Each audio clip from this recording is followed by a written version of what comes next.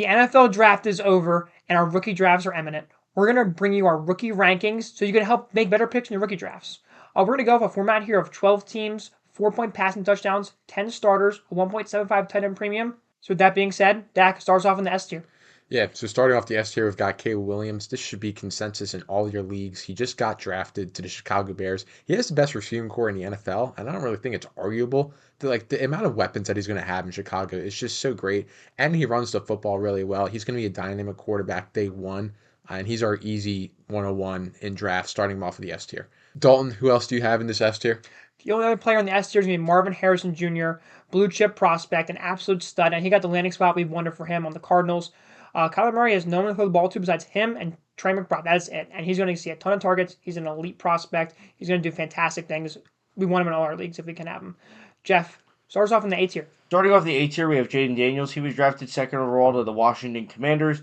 A decent landing spot. They have Terry McLaurin there, who he'll have to rely on early and often. He'll also rely heavily on his rushing abilities. Huge upside on the ground, which in this 4-point passing touchdown format automatically puts him at the top of this A tier. Jaden Daniels, phenomenal prospect. We have him as the start of the A tier. Dak, who do you have next in the A tier? Yeah, so next up, we've got Malik Neighbors. He was drafted by the Giants. Not the best landing spot. We were hoping for something better with Neighbors, but this is where he ends up. And we think he's going to be a great talent and great producer for fantasy football regardless. Brian Dable from day one is going to look to feed Neighbors targets. They're going to get him short. Using his yak ability, they're going to hit him long too. He's just such a great weapon. You can use him anywhere. He's going to be a great player for years to come. Even though the Daniel Jones pairing at quarterback isn't great, we think eventually they could upgrade at quarterback. But even now, he's still going to be a great producer. He's a great talent, and we like to bet on talent, so we're going to have him in this A tier. Dalton, who do you got next? We're going to have Drake May next. He went third overall pick to the Patriots, which is not the landing spot that we wanted, but it was the landing spot that we expected. We like Drake May so much as a prospect that we're going to have him over the other quarterbacks such as J.J. McCarthy, even though he has a much better landing spot. Drake May has a good rushing floor, and that's going to really help him, not be terrible in fantasy. The weapons on the Patriots are just woeful. They really are. They drafted Jalen Polk in the second round, who we're not that excited about. We don't think he's that good of a prospect. So hopefully Drake May can just make it happen himself. He's going to get a couple years to start as he was a third overall pick. So he's going to have time to progress and grow as a quarterback, and hopefully they can build around him so that he can succeed in the Patriots system. Jeff, who's next? Yeah, next up in the A tier, we have J.J. McCarthy. He went 10th overall to the Minnesota Vikings, which was the dream landing spot for any of these first-round quarterbacks. Kirk Cousins left via free agency. They have Jefferson, T.J. Hawkinson, Jordan Addison, Aaron Jones there, just tons of weapons on offense and nobody to distribute the football. Now they have J.J. McCarthy. In a 12-team format, quarterbacks obviously get a boost due to QB scarcity.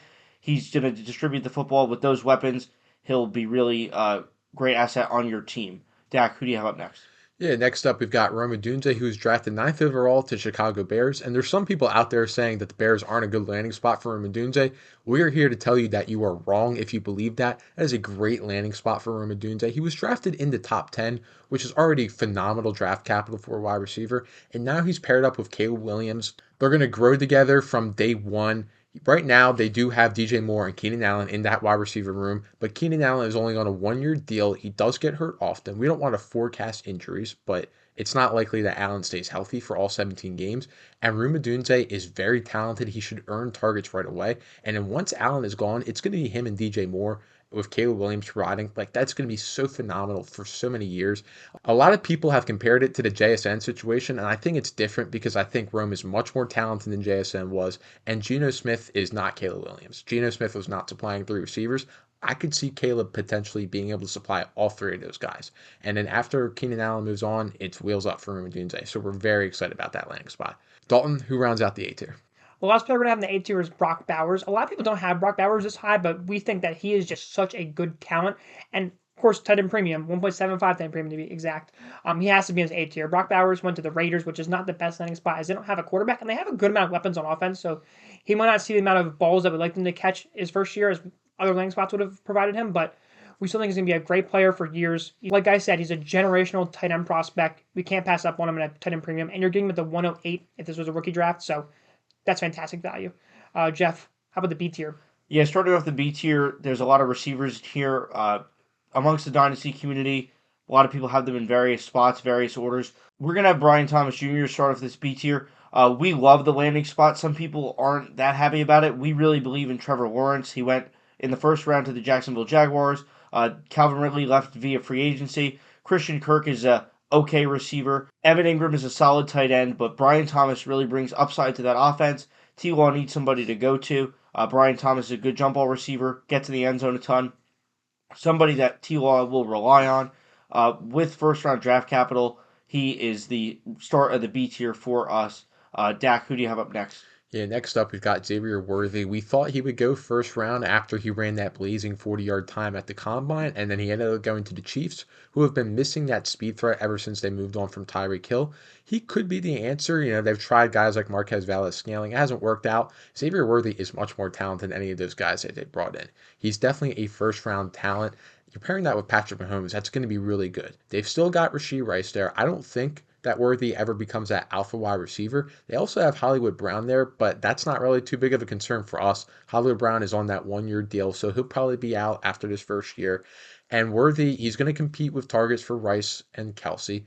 Not the high upside we think that you're getting with like an Adunze or even a Brian Thomas. That's why we have him below Brian Thomas.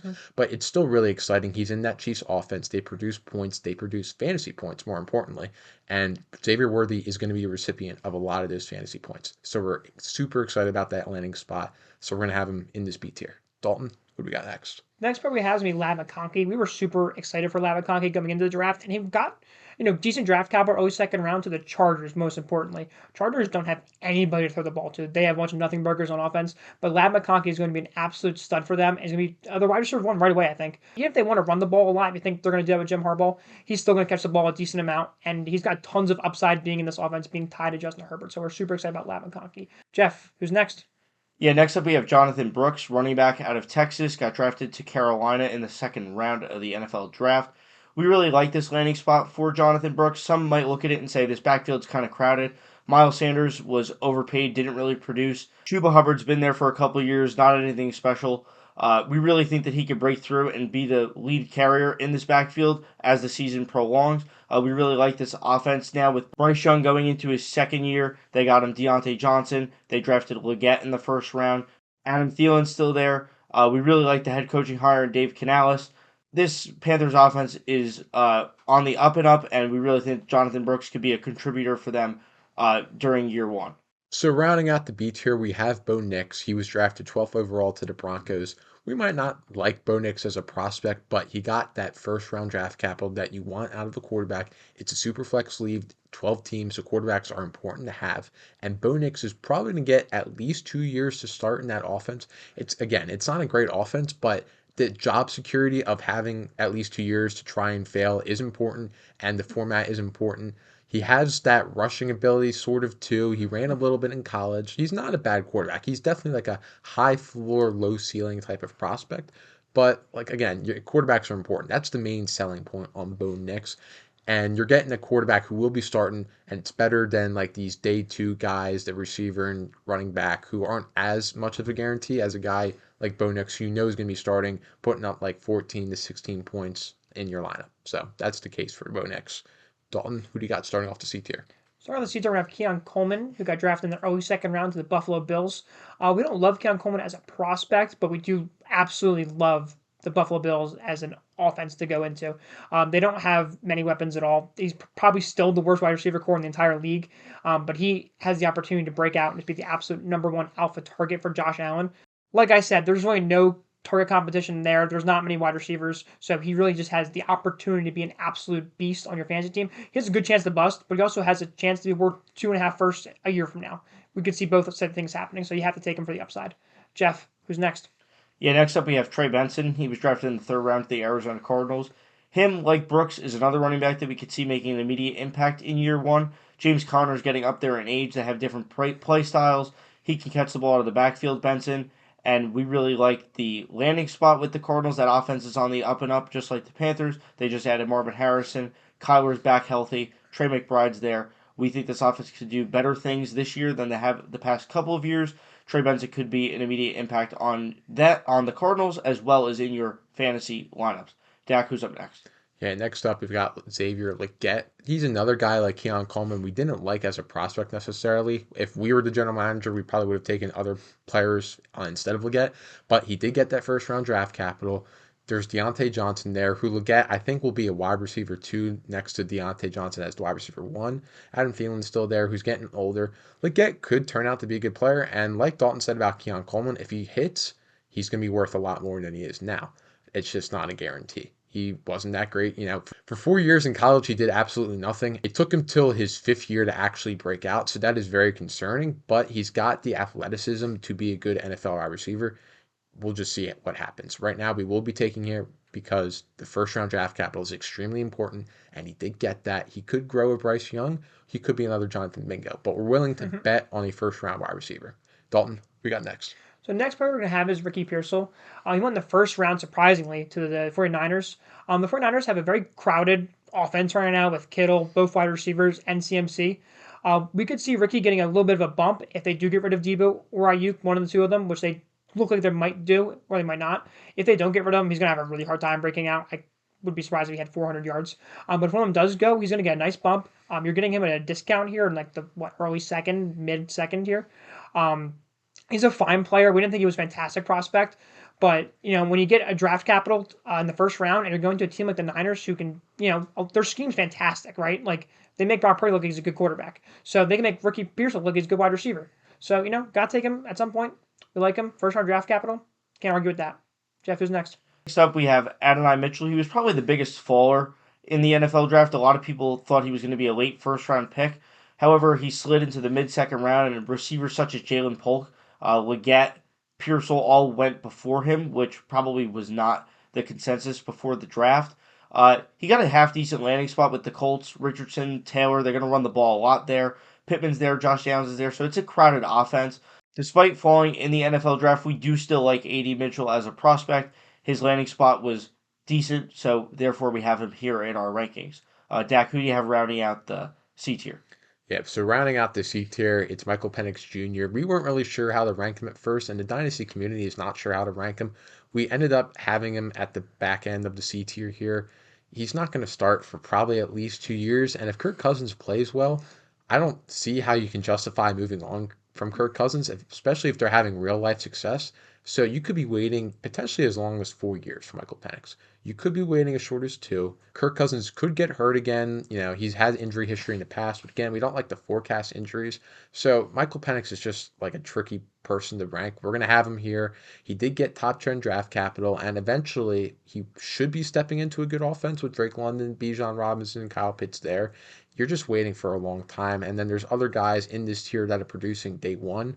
If you're a rebuilding team, we think Michael Penix is a very good pick for you because if you're not in position to contend, it doesn't really matter if Michael Penix is playing or not. You can wait on Michael Penix to eventually become the starter, but especially if you're a contending team, stay away from Michael Penix. You don't want Michael Penix on your roster. It was just a really weird pick by Atlanta to take him top 10, so it threw everyone off, but this is where we're going to have him. Dalton, you want to start off the D tier? Yeah, so starting off the D tier, we have Jalen Polk, who got really great draft capital. He was selected 34th overall by the Patriots. The Patriots got Drake May, so that's a huge quarterback upgrade there, and he's probably the best wide receiver in that offense. Maybe Demario Douglas, like he's okay. So he's got good upside there. We didn't like Jalen Polk that much as a prospect. We thought 34th overall pick was egregious for taking him, to be honest with you. But despite that, we can't argue with the draft capital early second round. We can't argue Drake May is a great quarterback prospect. So we like the upside there. We think he could also flop, but either way, you got to take him at some point. So we like Jayon Polk here. Who's next, Jeff? Next up, we have Malachi Corley. He was a third-round pick out of Western Kentucky to the Jets. The Jets really don't have, outside of Garrett Wilson, much competition for targets. Allen Lazard's there, but Aaron Rodgers is known for making something out of nothing with these mid-round receivers. If you can't beat out Allen Lazard, you're just not good. So hopefully he'll get the wide receiver 2 spot with the Jets as the season progresses. Therefore, that'll lead to more targets, more touchdowns, more fantasy points for your roster. We like Malachi Corley because of his landing spot with the Jets. Dak, who do you have up next? Yeah, another guy that we really like the landing spot of. This is going to be Germaine Burton. He was drafted by the Bengals in the third round. T. Higgins just requested a trade, so he could be moving on before the season starts. We're not really sure. Eventually, though, Burton could be stepping into that role. He might not get the targets, and I'm sure he probably won't get the targets that T. Higgins got, but he's going to get some of it. He's going to be a solid player. He was a good player coming out of Alabama. He was a solid prospect. It's a very good landing spot. That's the biggest sell on Jermaine Burton. Obviously, with Joe Burrow there, you're going to throw the football. And outside of Jamar Chase, there really isn't any target competition. They moved on for Tyler Boyd. The tight ends aren't great there.